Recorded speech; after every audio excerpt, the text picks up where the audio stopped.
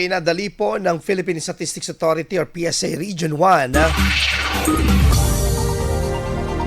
ang proseso po ng correction sa civil registry documents sa pamamagitan po ng kanilang premium annotation service sa ilalim po ng Civil Registration System Information Technology Project Phase 2. Ang serbisyo ay sumasaklaw sa pagwawasto ng clerical or typographical errors at pagbabago ng first name o nickname sa ilalim ng RA 9048 at administrative corrections sa mga birth date at kasarian ayon sa RA 10172, pati na rin sa supplemental reports, court decrees at iba pang legal na dokumento.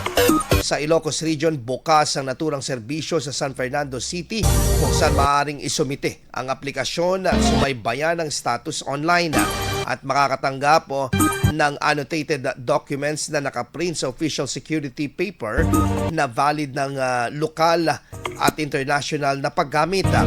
Ang bawat transaksyon ay nagkakahalaga ng nasa 255 pesos at target na matapos sa loob ng 10 working days at mas mabilis na kumpara sa tradisyonal na pagpoproseso na kadalasang inaabot ng ilang buwan. IFM News. IFM News. IFM News.